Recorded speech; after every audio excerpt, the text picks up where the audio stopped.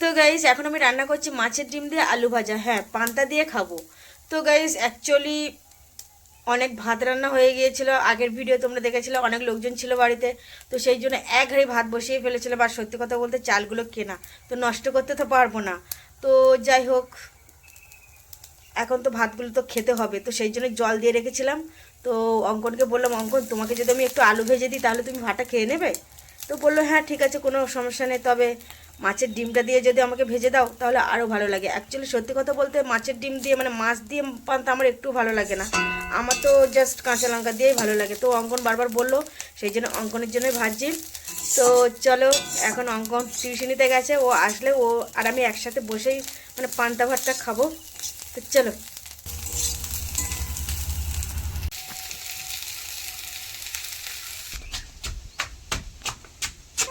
আজকে কিন্তু কি খেতে হবে জানো? হোটেল। হুম, পান্তা ভাত খেতে হবে কিন্তু। অঙ্কন, পান্তা ভাত খেতে ভালো লাগছে? তুমি কি দিয়ে খাচ্ছ? আম, কাঁঠাল, আলু ভাজা সব একসাথে? তা পান্তাটা তো লবণ দিয়ে মাখানো হয়নি তো, চলে যাবে? তা তুমি খেতে পারলে আমার কি সমস্যা?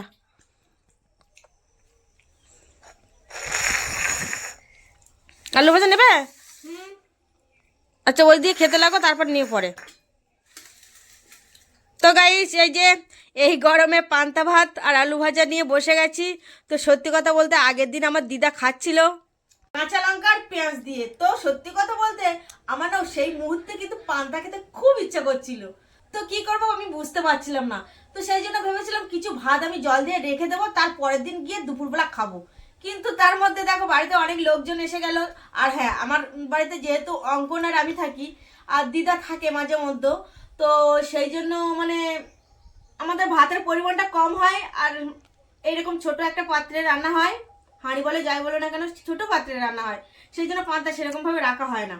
তো গাইস এখন দিদার ওই পান্তা খাওয়া দেখে আমি কিন্তু পান্তা খেতে বসে গেছি। ওই যে আগের দিনে মানে তোমরা দেখলে না জামাই ষষ্ঠীর দিনে যে ব্লগটা, ওতে এক হাঁড়ি ভাত বসিয়েছিলাম, সেই ভাত কিন্তু বেঁচে গেছে।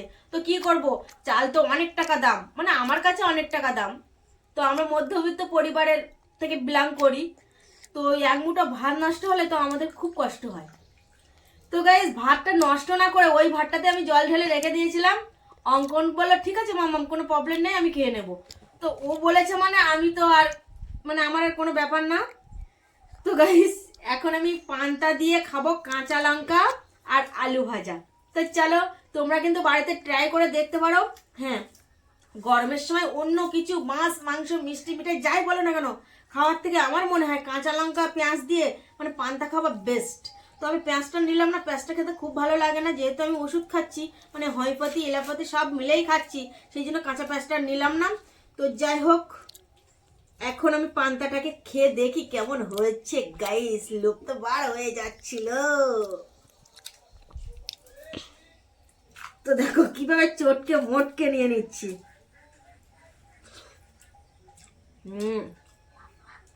কাঁচা লঙ্কা দিতে হবে, কাঁচা লঙ্কা না দিলে এর স্বাদই আসবে না। আর হ্যাঁ, যদি পারো ভাজা লঙ্কা দিয়ে খেতে তো হেভি লাগে, কিন্তু কি বলতো ভাজা লঙ্কা আমি খাবো না, মানে রিক্স, এই গরমে রিক্স। যত সবুজ সাদা হলুদ খাও গাদা গাদা, তো শরীরে প্রোটিন চলে আসবে। তো চলো বেশি ফাট না বকে পান্তাটা খাওয়া স্টার্ট করি।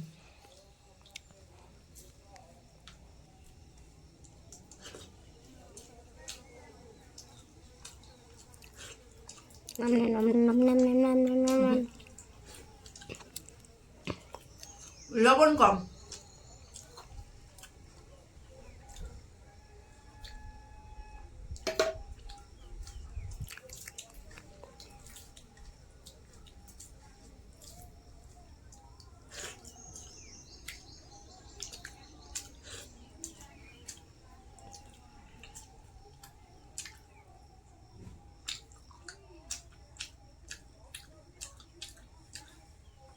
তো অনেকে কি করে, হ্যাঁ আলু মাখা, আলু ভাজা, পটল ভাজা, এটা ভাজা, মাছ ভাজা, সেটা ভাজা, ঘোড়ার ডিম সব ভাজা সব পান্তার উপরে দিয়ে দেয়।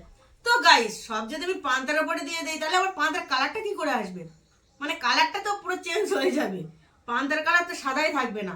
তো তো পান্তার কালার পান্তার মতনই থাকা ভালো, তো সেই জন্য আমি একটু আলাদা আলাদা করে খেয়ে নিচ্ছি, মানে আমার ভালো লাগে না, সেই জন্য পান্তার উপর ওইভাবে দিলাম না। হ্যাঁ আমি বুঝতে পারছি পেটে যাবে মানে সব এক জায়গায় যাবে,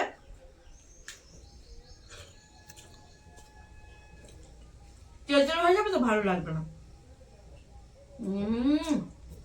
তবে সত্যি কথা বলতে আলু ভাজা, পটল ভাজা, বেগুন ভাজা যাই দিয়ে খাও না কেন, শুধু কাঁচা লঙ্কা আর পেঁয়াজ দিয়ে পান্তাই বেস্ট। এতে 100-র মধ্যে 100, কিন্তু আরগুলো অতটা ভালো লাগে না। আমার তো এই কাঁচা লঙ্কা দিয়েই বেস্ট লাগছে।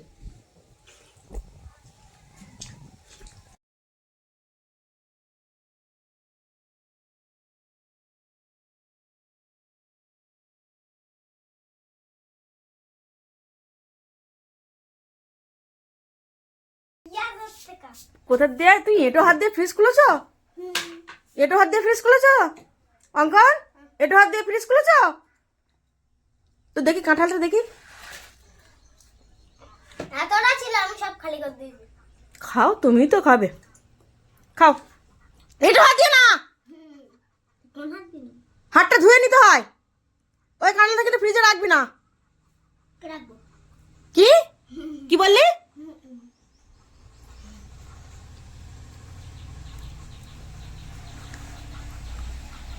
হ্যাঁ ওরকম কাজ করে নাও।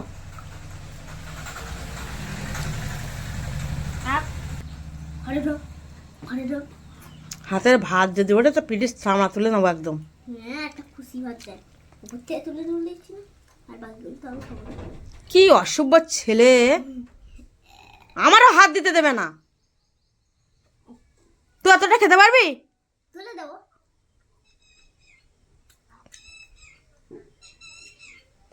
আমি তো খাবোই না। 4:30 বাজে, উঠে এবার। কেন 4:30 বাজে? এরকম করলে হয়? ওটা বাবা, ওটা 4:30 বাজে, এবার ও না হলে কখন আমি এডিট করবো, কখন ছাড়বো কখন?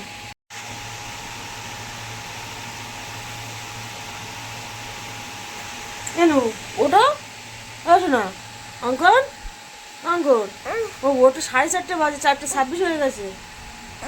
ওঠো, ও শোনো বাবা তুমি, ও ওঠো বাবা, এই ওঠো না, মাথায় লাগলো কত জোরে। ওঠো ওঠো ওঠো ওঠো ওঠো, আমার 4:30 বাজে, আর আর উঠতো।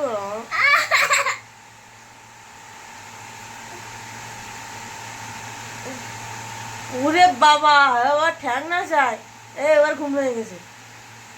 ওঠো শোনো শোনো, যাই হোক ওঠো ওঠো ওঠো, ওঠো বাবা, ওঠো বাবা, ওঠো। ও শোনো, ওদের 4:30 বেজে গেছে বাবা, ওঠো। কেন